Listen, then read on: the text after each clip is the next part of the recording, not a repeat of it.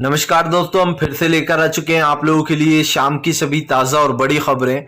फटाफट अंदाज में एक एक कर बताएंगे आपको आज देश और दुनिया से क्या बड़ी खबरें निकलकर सामने आ रही हैं। लेकिन उससे पहले दोस्तों एक नज़र डालेंगे सुर्खियों पर। कन्हैया कुमार का मोदी सरकार के ऊपर बड़ा हमला। बोले पेट्रोल महंगा होने से हिंदू सुरक्षित होता है या फिर वो सुरक्षित होता है, वो यानी कि दोस्तों मोदी।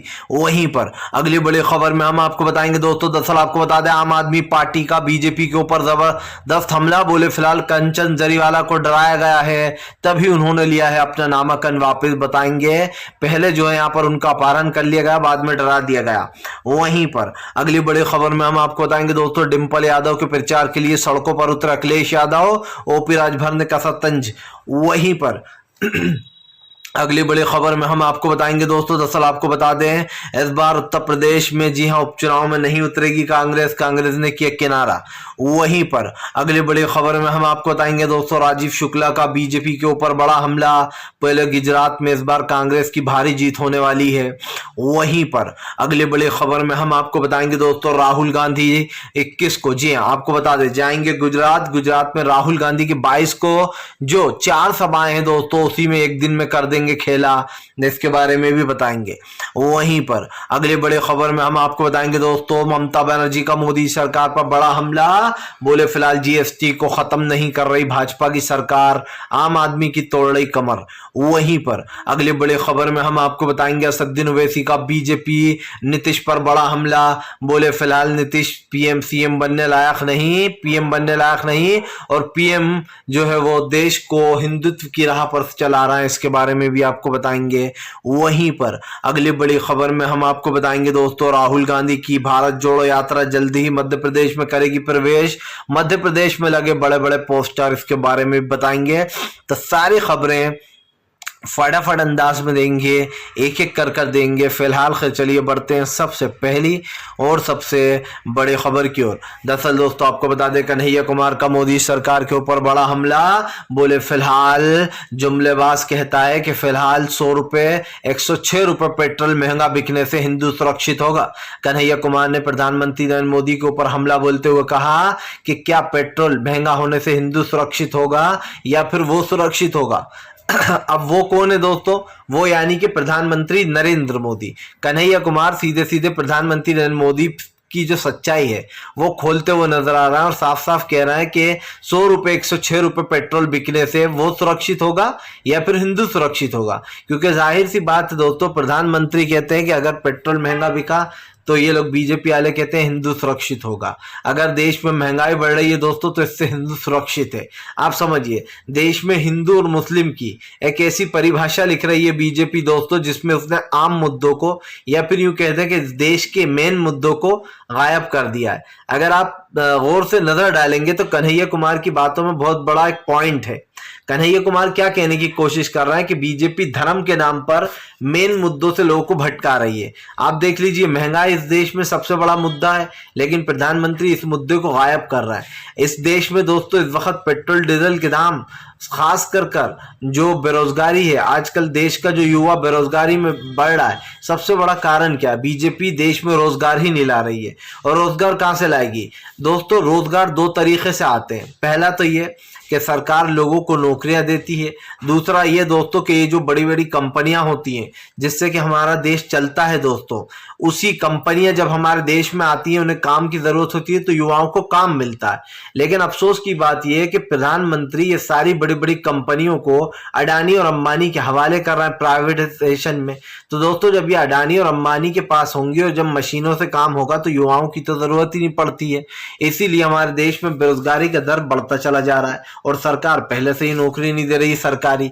तो आप समझ सकते हैं कि देश में बेरोजगारी का दर इतना क्यों बढ़ा है। कन्हैया कुमार ने कहा कि साहब अपना फायदा कराने के लिए लोगों में झूठ फैलाते हैं कि हिंदू जो है यहाँ पर सुरक्षित होंगे अगर पेट्रोल महंगा खरीदेंगे, तो हिंदू सुरक्षित होंगे अगर मेन मुद्दों पर बात नहीं करेंगे।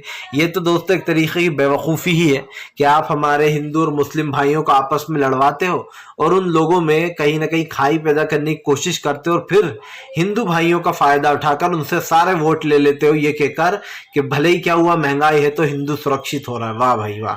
चलिए बढ़ते हैं एक और अगली बिग ब्रेकिंग की तरफ। बता दोस्तों अगली जो बड़ी खबर निकल कर आ रही है आपको बता दोस्तों, गुजरात में जमकर गरजे अरविंद केजरीवाल, बोले भारतीय जनता पार्टी है डरपोक, हार के डर से बौखला रही है। दरअसल दोस्तों आपको बता दें, कंचन जरीवाला को पहले तो बीजेपी ने किडनैप कर लिया। आम आदमी पार्टी ने आरोप लगाया कि कंचन जरीवाला का पहले बीजेपी ने अपहरण कर लिया और उसके बाद उनका नामकरण भरने से रोका जा रहा था, लेकिन उसके बाद भी उनका नामकरण हो गया। लेकिन दोस्तों कंचन जरीवाला ने बड़ा गेम खेल दिया है। कंचन जरीवाला ने अपना नामांकन वापस ले लिया है, जिससे कि अरविंद केजरीवाल को एक बड़ा झटका लगता हुआ नजर आ रहा है। आपको बताते चलें, यहाँ पर कंचन जरीवाला को लेकर जमकर सवाल भी उठे। ये भी कहा गया कि फिलहाल कंचन जरीवाला की फैमिली को किडनैप कर लिया गया, इन लोगों का अपहरण कर लिया गया। लेकिन दोस्तों उसके बाद जब उनकी ढूंढ टटोल मची फैमिली के साथ, तो अचानक से कंचन जरीवाला जो है दोस्तों वो अचानक से प्रकट हो जाते हैं और ये जो आरोप लग रहे थे कि बीजेपी ने उनको किडनैप कर लिया, इस आरोप को सिरे से खारिज कर देते हैं, नकार देते हैं और कहते हैं कि मेरे साथ तो ऐसा कुछ हुआ ही नहीं है, और जाकर दोस्तों अपना नामांकन भी वापस ले लेते हैं। अब आप समझिए दोस्तों, गृह मंत्री अमित शाह के कहने पर ये उन्होंने किया है। सबसे पहली बात तो यही कि सबसे पहले तो उन्होंने अपना नामांकन वापस ले लिया दोस्तों। उसके बाद नामांकन वापस लेने के बाद उन्होंने क्या चाल चली कि उन्होंने जो है यहाँ पर नामांकन के साथ साथ दोस्तों अपना अपना जो यहाँ पर नाम ये भी कह दिया कि मुझे किसी ने किडनैप नहीं किया था। यानी कि साफ है दोस्तों, पैसे दिए गए हैं, पैसे देकर उनसे ये बोला गया और कंचन जरीवाला ने बड़ी ही चालाकी से ये कह दिया कि बीजेपी ने तो मेरे साथ कुछ नहीं किया है, मैं अपना नामांकन भी वापस लेता हूँ। अभी तक दोस्तों आप समझिए, आम आदमी पार्टी के लिए नामांकन भरा था, लेकिन बीजेपी से डरकर अपना नामांकन वापस ले लिया। इसी को कहते हैं दोस्तों बेवकूफ़ी। बीजेपी का तो हर काम ही ये है, कोई पैसों पे बिके नहीं तो उसको डराओ, डरे नहीं तो सीबीआई एनआई ईडी से डरवा, और फिर ये होता भी, ये हमने और आपने खूब देखा है। चलिए बढ़ते हैं एक और अगली बिग ब्रेकिंग की तरफ। बता दोस्तों अगली जो बड़ी खबर निकल कर आ रही है आपको बता दें, राहुल गांधी की भारत जोड़ो यात्रा मध्य प्रदेश में होने वाली है प्रवेश। जी हां, आपको बता दें मध्य प्रदेश में हुई राहुल गांधी के स्वागत की तैयारी। दरअसल दोस्तों भारत जोड़ो यात्रा राहुल गांधी की जमकर सुर्खियां बटोर रही है। ऐसे में भारत जोड़ो यात्रा के तहत राहुल गांधी को काफी लोग पसंद भी कर रहे हैं। अब ऐसे ही दोस्तों एक काम निकल कर सामने आने वाला है जहां पर राहुल गांधी को जमकर सपोर्ट मिल रहा है। आपको बताते चले, राहुल गांधी बहुत जल्दी जो यहाँ पर भारत जोड़ो यात्रा में मध्य प्रदेश में हो जाएगी और मध्य प्रदेश में दोस्तों राहुल गांधी के स्वागत की तैयारियां हो गई हैं। इसी के साथ साथ राहुल गांधी ने प्रधानमंत्री नरेंद्र मोदी के ऊपर हमला भी बोला। राहुल ने कहा कि आज हमारे देश का जो बच्चा, जो नौजवान है, वो पढ़ाई करना चाहता है, आगे जाना चाहता है, लेकिन अफसोस की बात यह कि हमारे देश से दोस्तों सरकारी स्कूल, सरकारी कॉलेजेस को धीरे धीरे कर खत्म कर दिया गया है। राहुल गांधी ने कहा कि प्रधानमंत्री नरेंद्र मोदी के कारण देश का युवा पढ़ नहीं पाएगा, क्योंकि जाहिर सी बात है दोस्तों हर किसी के पास इतने पैसे नहीं होते कि वो प्राइवेट स्कूल में पढ़ाई करें। और सरकार की नीतियां तो दोस्तों आपको पता ही है, सरकार किसी भी हाल में जो यहाँ पर देश के गरीब को गरीब ही रखना चाहती है। और ये एक बार नहीं दोस्तों, ये चीज़ें 100 बार मैंने आपको बताई हैं। क्यों? क्योंकि आप देख लीजिए देश की वक्त परिस्थितियां जो है दोस्तों बहुत ही खतरनाक हो चुकी हैं। आज देश में जिस तरीके का माहौल है, जो चीज़ें हो रही हैं, जाहिर सी बात है दोस्तों उसमें कहीं ना कहीं सरकार के खिलाफ एक आवाज़ है। और प्रधानमंत्री नरेंद्र मोदी हमेशा जो बड़ी बड़ी बातें करते हैं दोस्तों उसका कोई मतलब ही नहीं है। जब आप देश में कह रहा हो कि देश में एक तरीके से दोस्तों आप समझिए प्यार मोहब्बत भाईचारा ख़त्म किया जा रहा है। सबसे बड़ी बात यह है दोस्तों कि इस वक्त देश से भाईचारा को तो ख़त्म किया ही गया है, लेकिन देश के युवा को बेरोजगारी के दलदल में भी धकेला गया है। और यही मुद्दे राहुल गांधी के मध्य प्रदेश में भी बनेंगे, क्योंकि आप लोग जानते होंगे दोस्तों कि 2023 के आखिर में, अंत के लगभग जो यहाँ पर मध्य प्रदेश में भी चुनाव है। और ऐसे में दोस्तों चुनाव से पहले आपको पता है कि जब लोकसभा चुनाव आएंगे 2024 में, उससे पहले ही ये सारे चुनाव हो जाएंगे। और मध्य प्रदेश को पिछली बार कमलनाथ ने अपनी सरकार बनाई थी ज़बरदस्त तरीके से। अब की बार फिर से जो है यहाँ पर एक बार सरकार बनाने की मुहिम छिड़ी हुई है। और ये माना जा रहा है कि राहुल गांधी की रैली से दोस्तों मध्य प्रदेश में बीजेपी को बहुत बड़ा झटका लगेगा, क्योंकि राहुल गांधी मध्य प्रदेश में आ रहा है। और ऐसे में दोस्तों चुनाव प्रचार के दौरान बीजेपी को बड़ा झटका लग सकता है, क्योंकि यहाँ पर साफ दिखाई दे रहा है कि आने वाले समय में दोस्तों कहीं ना कहीं बीजेपी पूरी तरीके से एक्सपोज होने वाली है और मध्य प्रदेश में एक बार फिर से कांग्रेस की सरकार होगी। क्योंकि ये आप भी जानते हैं कि फिलहाल इस वक्त बीजेपी और कांग्रेस कहीं ना कहीं दोस्तों आमने सामने टक्कर में खड़े हैं और सिर्फ बीजेपी को कांग्रेस ही टक्कर दे रही है। चलिए बढ़ते हैं एक और अगली बिग ब्रेकिंग की तरफ। बता दोस्तों अगली जो बड़ी खबर निकल कर आ रही है, असदुद्दीन ओवैसी का बीजेपी के ऊपर बड़ा हमला। बोले फिलहाल बीजेपी देश में नफरत फैलाती है, नफरत के बल पर ही लेती है राजनीति। दरअसल दोस्तों आपको बता दें राहुल गांधी जबरदस्त तरीके से आगे बढ़ते चले जा रहा है और जिस तरीके से राहुल गांधी की रैली दोस्तों आगे बढ़ रही है उसको लेकर कहीं ना कहीं भारतीय जनता पार्टी फंस चुकी है। राहुल गांधी के सपोर्ट में आते हुए आपको बता दें बड़ी बातें असदुद्दीन ओवैसी ने राहुल गांधी के बारे में भी जो यहाँ पर सपोर्ट में बात बोली। उन्होंने कहा कि भारत जोड़ो यात्रा तो सही है कि भारत को जोड़ने की बात है, लेकिन ये कांग्रेस वाले अब इनका दबदबा नहीं रहा। असदुद्दीन ओवैसी ने कहा कि फिलहाल बीजेपी इनके विधायकों को आए दिन खरीद लेती है और अपनी पार्टी में शामिल कर लेती है। वहीं दूसरी तरफ ओवैसी ने आम आदमी पार्टी को भी घेरा। असदुद्दीन ओवैसी ने आम आदमी पार्टी के ऊपर हमला बोलते हुए कहा कि बीजेपी और आम आदमी पार्टी दोनों एक ही सिक्के के दो पहलू हैं। ये दोनों ही हिंदुत्व की राजनीति करना चाहते हैं और देश को दो हिस्सों में बांटना चाहते हैं। जाहिर सी बात है दोस्तों अगर प्रधानमंत्री नरेंद्र मोदी किसी एक मुद्दे पर बात करते हैं या फिर किसी एक मुद्दे पर बोलना चाहते हैं तो दोस्तों उसका कोई मतलब निकलता नहीं है।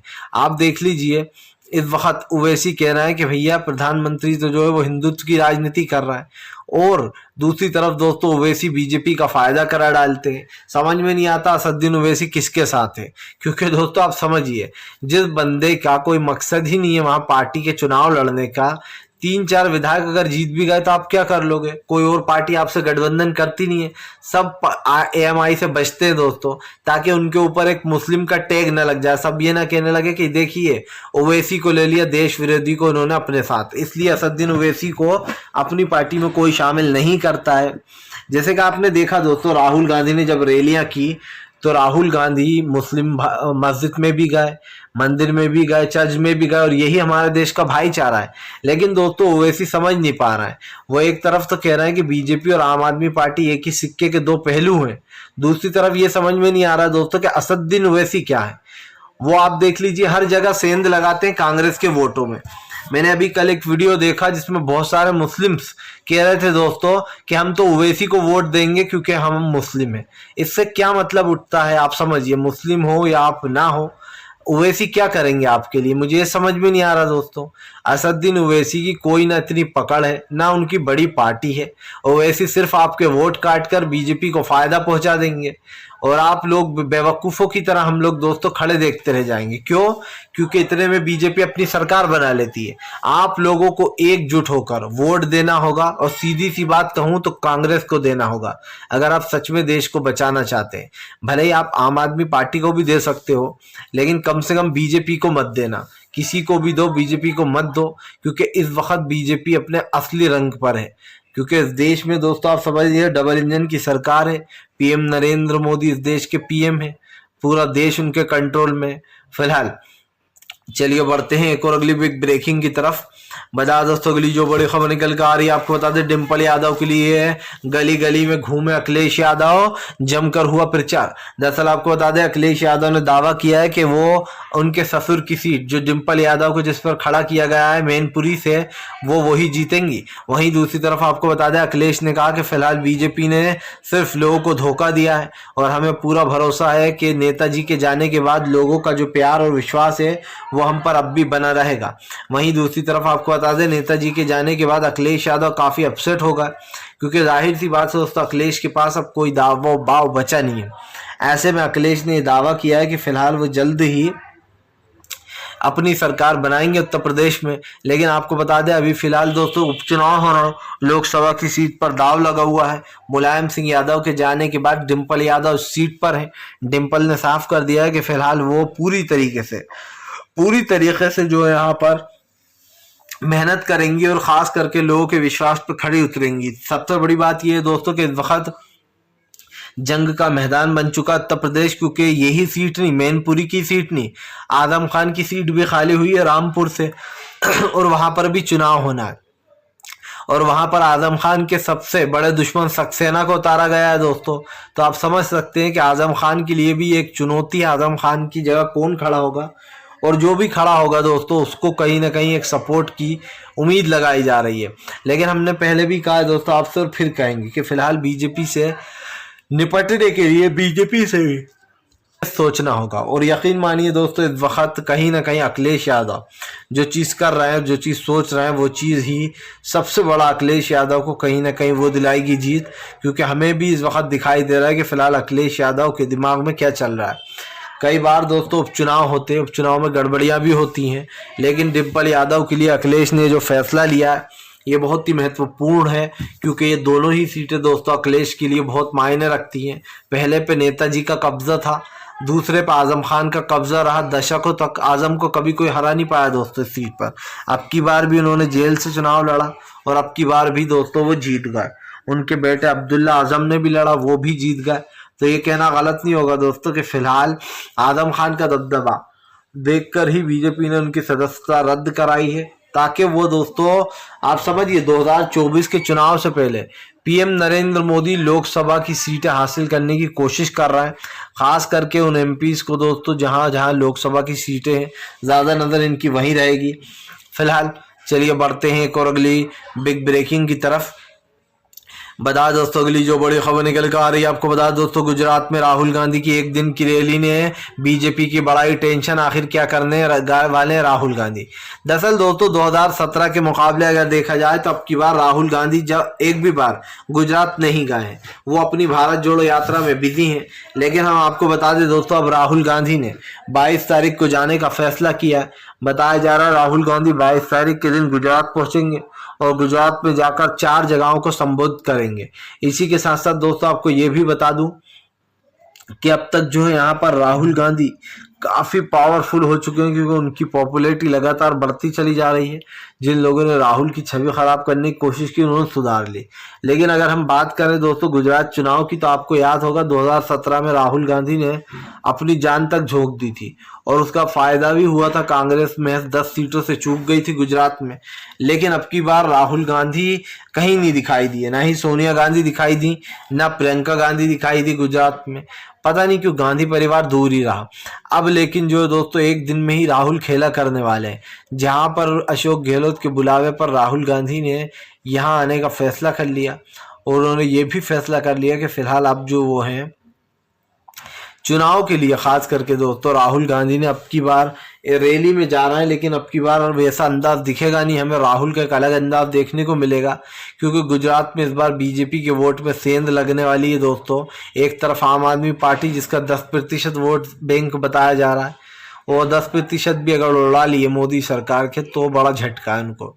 फिलहाल चलिए बढ़ते हैं एक और अगली बिग ब्रेकिंग की तरफ। बता दोस्तों अगली जो बड़ी खबर निकल कर आ रही है, आपको बता दें ममता बनर्जी का मोदी सरकार के ऊपर बड़ा हमला।